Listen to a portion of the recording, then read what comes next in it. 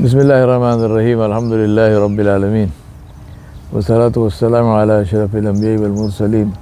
Muhammadur Rasulullah sallallahu alayhi wa ala alihi wa sallam. Tasliman kathiran kathira. Amma ba'du.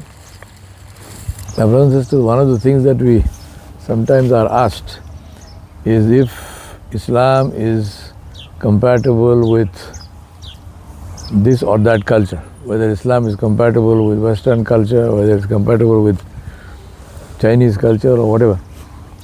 The point I want to make for you is that Allah subhanahu wa ta'ala sent Islam as the measure, as the criterion to judge everything else. Islam is the Al-Furqan. It is the criterion to judge everything else. So Islam is the measure to measure other things. We don't measure Islam against something else. Just to give you an example of Western culture, because we are exposed to that the most. Western culture and Western image and psychology is based on the individual. And it is based on the individual to such an extent that today even the institution of family has been destroyed. The individual is supreme. The individual's desires are supreme. What the individual wants is supreme. Confidence and a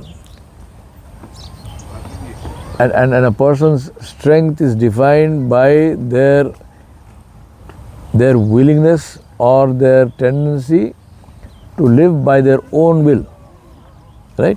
So that is how we have, for example, the issue of people saying, I define myself as this, I define myself as that, right?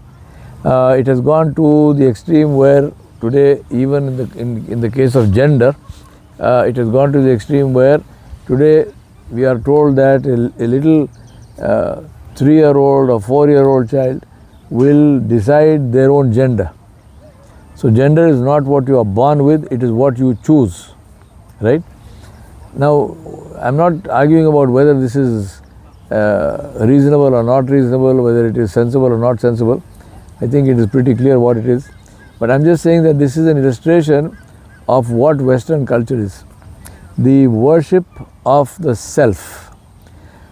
Islam is the opposite of that. Allah subhanahu wa ta'ala said, Ara'aita man ittakhadha ilahahu hawa. Allah said in Surah Al-Furqan, Allah subhanahu wa ta'ala said, have you seen those who have taken themselves as gods, their own self as ilah? Ara'aita man ittakhadha ilahahu hawa. His ilah is his desire, his wish, his desires. So this is the concept of Western culture. And what they have taken, what they have done therefore is, as I said, even the issue of family. Today, if you look at in the West, the whole issue is to build self-esteem, right? Build a child's self-esteem, build a person's self-esteem. And you say if you do not have high self-esteem, then you are this or that. Islam is the opposite of that. Islam is ubudiyah. Islam is to submit yourself to the commands of Allah subhanahu wa ta'ala as demonstrated by His Nabi sallallahu alayhi wasallam. It's not a question of what I want, it's a question of what Allah subhanahu wa ta'ala wants. So in the Western culture, a person takes his identity from himself. Whereas in Islam, he takes his identity from being a slave of Allah subhanahu wa ta'ala. So the question of saying that I am a slave of Allah subhanahu wa ta'ala and I take my identity from being a slave of Allah subhanahu wa ta'ala. So it is not that the Muslim does not have confidence, it's a question of where do you take the confidence from. So in the Western cultural context, he takes the confidence from himself. In Islam, he takes the confidence from Allah subhanahu wa ta'ala. So obviously, therefore, in Islam there is a safety net, psychological safety net, where when a person is faced with calamities, when a person is faced with failure, when a person is faced with difficulties, then the person draws on the glory and magnificence of Allah subhanahu wa ta'ala and takes strength from that and says, I am the slave of Allah. right? So it doesn't matter, nothing can be bigger than the qudrat of Allah subhanahu wa ta'ala. So I am the slave of Allah, therefore I take my strength from there. Whereas in the Western culture, when you hit a ball in terms of your ambition, in terms of your what you need to achieve, then you end up in a situation where you face despair, because you know you can't do beyond this. You've done your best, it hasn't worked, so you face despair. That is the reason why if you go in the West, mental illness, depression, despair, suicides are literally, they are epidemic.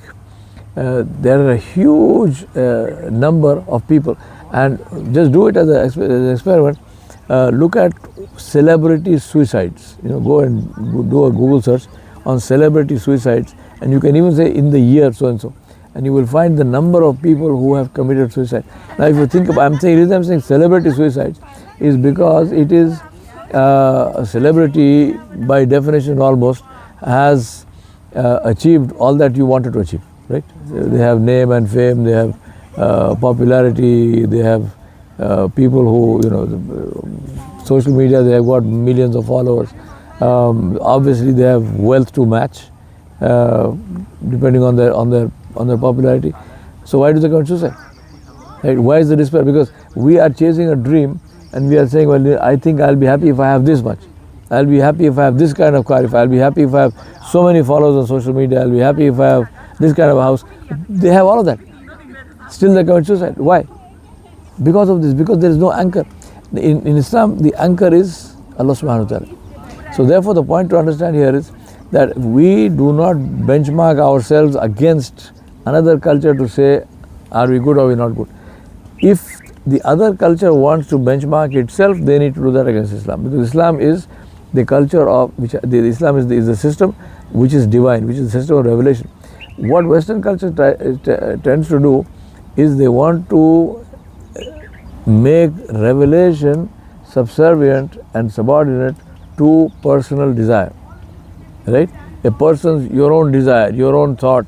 So therefore they've created that's how they've created this culture, which is so individualistic, which is so person oriented.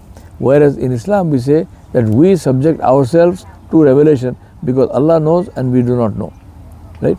That's the reason why, if you look at it, we have in the Western concept, we have a culture that is based on interest-based banking, for example, right? On usury, on riba, and it is the amount of devastation that has created. The root cause behind all the wars is this, is the accumulation of wealth at the expense of everyone else, right? The military establishment this is the reason behind it. You spend billions of dollars creating weapons of mass destruction. You're not spending those billions and trillions in saving life, in medical research, in space exploration, in all kinds of positive things. Instead, that is being spent on creating weapons which can destroy the maximum number of people in the shortest span of time. Now, this is called culture. I mean, imagine how do you even say that this is positive? How is this positive? In which way is it positive? If you have a culture that is based on death, this is all the whole concept is a death cult. If you take, for example, Alexander the Great, I always say Alexander the Great. Why? To do what? What did he build? He built nothing. He just devastated people. He took over societies and countries, and destroyed societies, and looted, and did all that. Take, for example, the Romans inherited that. So Julius Caesar, when he conquered Gaul, in one single day, Julius Caesar killed 1 million Gauls. And here we're talking about swords. We're not talking about dropping a bomb. We're talking about individual sword strokes. 1 million people in one single day. And he said it was a good day, right? Now the point is that these are all death cultures. You're talking about conquering, raping, murder, looting, pillaging. Whereas Islam talks about building. What do you contribute to society? This is what will be held accountable for. The three things that are, the differences. In the Western culture, you have individualism taken to an extreme. You have no accountability to anyone other than yourself. And then you have an interest-based, usury-based, riba-based economic system. In Islam, we have the opposite of that. We have a wealth system which is based on sharing, a wealth system which is based on sharing of resources and wealth. You have no individualism, you have submission to Allah subhanahu wa ta'ala. And the third thing is you have a system of accountability to Allah subhanahu wa ta'ala. So nobody is free to do whatever they want, right? Whereas in the Western system, freedom is defined as the ability to do whatever I want. In Islam, we say you cannot do whatever you want because you are subject to the Creator, and the Creator has defined what is good and what is not good. So Islam is the criterion, Islam is the standard, Islam is Al-Furqan against which everything else is measured. The reason I'm saying this is sometimes we feel intimidated, we feel somehow lack of confidence faced with Western culture and others, and we feel that somehow you have to hide yourself, hide your identity as a Muslim. Somebody says Salam Alaikum, you will not say Wa Alaikum Salam, you will say hello, right? You want to shave your beard, you want to do this and do that. Please, we are the standard bearers, we are the standard, and our religion is the standard. And if anyone else wants to measure against Islam, most welcome. But we do not measure against anyone else. We didn't come to follow, we came to lead, we came to show people a way.